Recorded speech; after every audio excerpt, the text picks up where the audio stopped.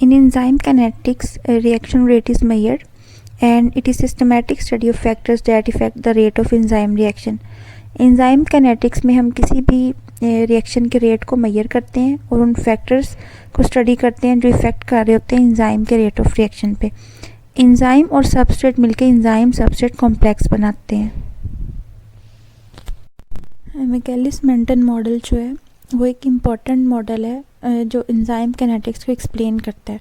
और ये क्या एक्सप्लेन करता है कि किस तरह से रेट ऑफ रिएक्शन डिपेंड कर रहा होता है कंसंट्रेशन ऑफ एंजाइम पे और सबस्ट्रेट पे. इस मॉडल के अकॉर्डिंग अगर सबस्ट्रेट बाइंड करता है एंजाइम के साथ तो वो बनाता है एंजाइम सबस्ट्रेट कॉम्प्लेक्स और ये एक रिवर्सिबल रिएक्शन होता है. और जब ये कन्वर्ट होता है अपने प्रोडक्ट में और एंजाइम उसमें से रिलीज़ होता है तो तब ये एक इरिवर्सिबल रिएक्शन होता है. अब इस इक्वेशन में जो आपके सामने है इसमें एंजाइम और सबस्ट्रेट मिलकर एंजाइम सबस्ट्रेट कॉम्प्लेक्स बना रहे हैं और वो फर्दर आगे कन्वर्ट हो रहा है एंजाइम और प्रोडक्ट में. इसमें सबस्ट्रेट आपके पास S शो कर रहा है सबस्ट्रेट को और E शो कर रहा है एंजाइम को. E एंड S शो कर रहा है एंजाइम सबस्ट्रेट कॉम्प्लेक्स को और P शो कर रहा है प्रोडक्ट को और K1, K-1 एंड K2 जो है वो उसके रेट कांस्टेंट है. मिकेलिस मेंटन इक्वेशन जो है वो डिस्क्राइब करती है कि किस तरह से रिएक्शन की वेलोसिटी चेंज होती है सबस्ट्रेट कंसंट्रेशन के साथ. यहाँ पे आप इक्वेशन देख सकते हैं V0 is equal to Vmax and Km. अब यहाँ पे V0 क्या है वो एक इनिशियल वेलोसिटी है रिएक्शन की जब रिएक्शन स्टार्ट होता है. Vmax जो है उसकी मैक्सिमम वेलोसिटी है. Km जो है वो मिकेलिस कांस्टेंट है और S जो है वो सबस्ट्रेट कंसंट्रेशन को शो कर रहा है.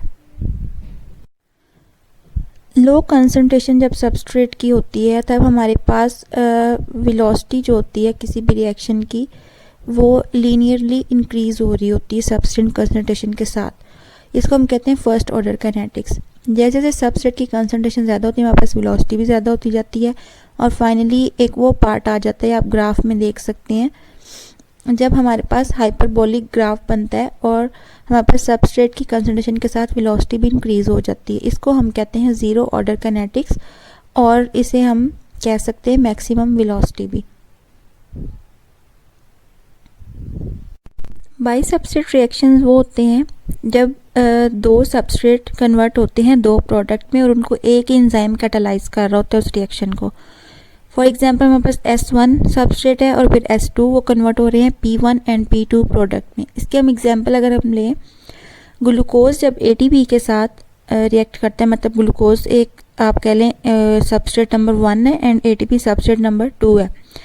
ये कन्वर्ट होते हैं प्रोडक्ट नंबर 1 और प्रोडक्ट नंबर 2 में. प्रोडक्ट नंबर 1 हमारे पास यहाँ पे होगी ग्लूकोज 6 फॉस्फेट और हमारे पास जो ADP है वो हमारे पास प्रोडक्ट नंबर 2 होगी. तो इस पूरे प्रोसेस को जो एंजाइम कैटालाइज कर रहा है वो है हेक्सोकाइनेज एंजाइम. अब एंजाइम यहाँ पे एक ही है जो दो सबस्ट्रेट को दो प्रोडक्ट्स में कन्वर्ट कर रहा है. ग्लूकोज के पास ATP से एक फॉस्फेट आके अटैच हो गया. ये आप स्ट्रक्चर में देख सकते हैं. ग्लूकोज के कार्बन नंबर 6 पे ATP से जो एक फॉस्फेट ग्रुप ब्रेक हुआ वो आके अटैच हो गया और वो कन्वर्ट हो गया ग्लूकोज 6 फॉस्फेट में और उसके रिजल्ट में हमारे पास जो सेकंड प्रोडक्ट है वो बन गई ADP. बाई सबस्ट्रेट रिएक्शन हमारे पास दो तरह के, एक है सीक्वेंशियल और सिंगल डिस्प्लेसमेंट रिएक्शन. सेकंड है डबल डिस्प्लेसमेंट या हम इसको कह सकते हैं पिंग पोंग रिएक्शन. सीक्वेंशियल और सिंगल डिस्प्लेसमेंट को फर्दर हम डिवाइड करते हैं ऑर्डर और रैंडम में. इसको नेक्स्ट हम डिटेल में पढ़ेंगे. बाई सबस्ट्रेट रिएक्शंस की अगर हम टाइप देखें तो फर्स्ट टाइप है हमारे पास सीक्वेंशियल. सीक्वेंशियल जो हमारे पास या सिंगल डिस्प्लेसमेंट रिएक्शन होते हैं उसमें क्या होता है कि एक केमिकल स्पीशी हमारे पास रिप्लेस हो रही थी. जैसे आप इस एग्जाम्पल में देख सकते हैं जिंक जब HCl के साथ रिएक्ट करेगा तो हमारे पास HCl से क्लोरीन रिमूव होके जिंक के साथ जाके अटैच हो जाएगा और वो बन जाएगा जिंक क्लोराइड और बाकी हमारे पास रह जाएगा हाइड्रोजन.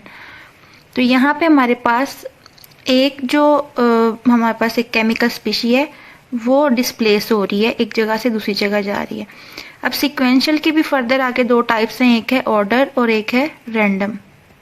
सीक्वेंशियल की जो फर्स्ट टाइप है ये ऑर्डर सीक्वेंशियल रिएक्शन है। इन रिएक्शंस में क्या होता है कि जो सबस्ट्रेट है वो बाइंड करता है एंजाइम के साथ एक प्रॉपर सीक्वेंस है, मतलब एंजाइम और सबस्ट्रेट जब बाइंड करेंगे वो बनाएंगे एंजाइम सबस्ट्रेट कॉम्प्लेक्स। इसके बाद हमारे पास आएगा सेकंड सबस्ट्रेट, वो आके अटैच होगा तो हमारे पास एक एंजाइम के साथ दो सबस्ट्रेट होंगे और दो सबस्ट्रेट आगे फर्दर दो प्रोडक्ट में कन्वर्ट हो जाएंगे। ये एक प्रॉपर सीक्वेंस के साथ रिएक्शन चल रहा है। इसकी हम एग्जांपल देख सकते हैं, जब पायरोवेट लैक्टेट में कन्वर्ट होता है तब हमारे पास क्या होता है कि एंजाइम हमारे पास लैक्टेट डिहाइड्रोजिनेज है और हमारे पास सबस्ट्रेट जो है एक तो पायरोवेट है और एक NADH है। हमारे पास एंजाइम NADH और पायरोवेट के साथ जब अटैच होगा तो वो फर्दर कन्वर्ट हो जाएगा लैक्टेट और NAD में। लैक्टेट डिहाइड्रोजिनेज जो है वो रिड्यूस करता है पायरोवेट को लैक्टेट में, जब वो ऑक्सीडाइज करता है NADH को NAD में। और इस तरह क्या होता है कि ये जो रिएक्शन है वो एक ऑर्डर में चल रहा होता है। कोएंजाइम जो होता है वो हमेशा पहले बाइंड करता है और जो लैक्टेट है वो पहले रिलीज होगा हमारे पास।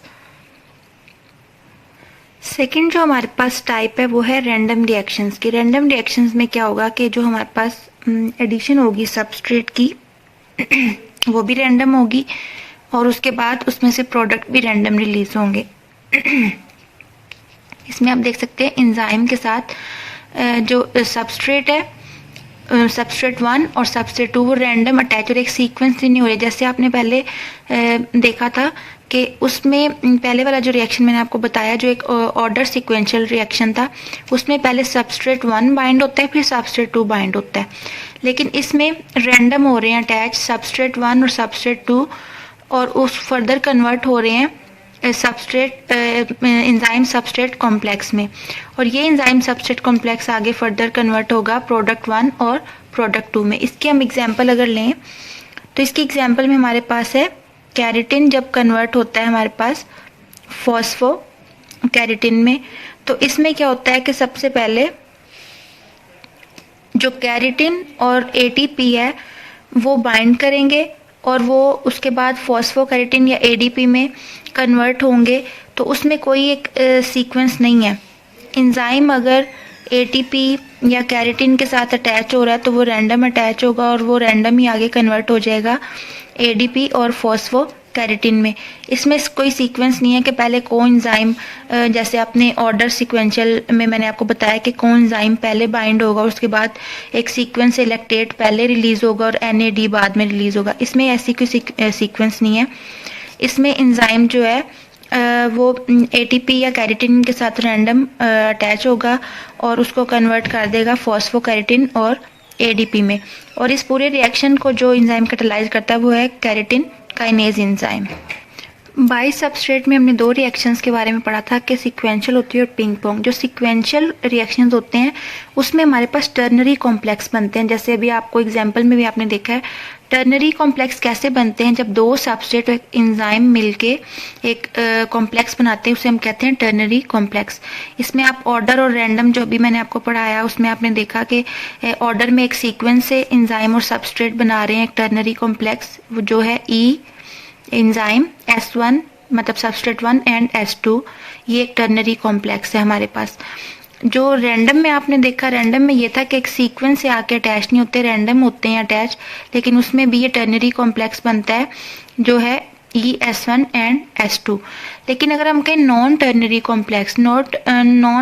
कॉम्प्लेक्स जो होते हैं उसमें क्या होता है जब एंजाइम जो होता है वो दोनों सबस्ट्रेट के साथ एट ए टाइम रिएक्ट नहीं करता तो उसे हम कहते हैं नॉन टर्नरी कॉम्प्लेक्स।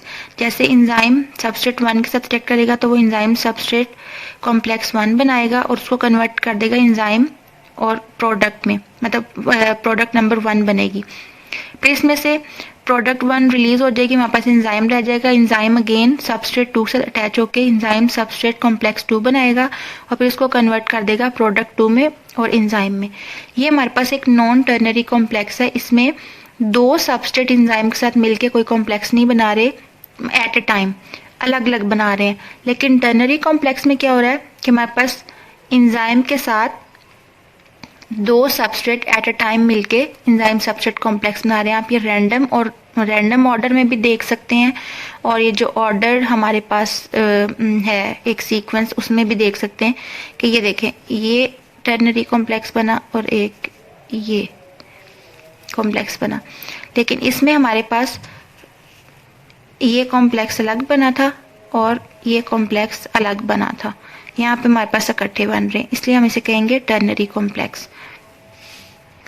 सेकंड जो हमारे पास टाइप थी बाई सबस्ट्रेट रिएक्शन की, वो थी पिंग पोंग रिएक्शंस या डबल डिस्प्लेसमेंट रिएक्शन। इन रिएक्शंस में क्या होता है कि हमारे पास एट ए टाइम जो मतलब एक रिएक्शन में हमारे पास दो सबस्ट्रेट जो होते हैं या दो केमिकल स्पीशीज जो होती हैं वो रिप्लेस हो रही होती हैं। आप यहाँ देख सकते हैं कि सिल्वर नाइट्रेट और सोडियम क्लोराइड कन्वर्ट हो रहे हैं सिल्वर क्लोराइड और सोडियम नाइट्रेट में। मतलब यहाँ से नाइट्रेट आके अटैच हो गया सोडियम के साथ और यहाँ से क्लोरीन आके अटैच हो गया सिल्वर के साथ।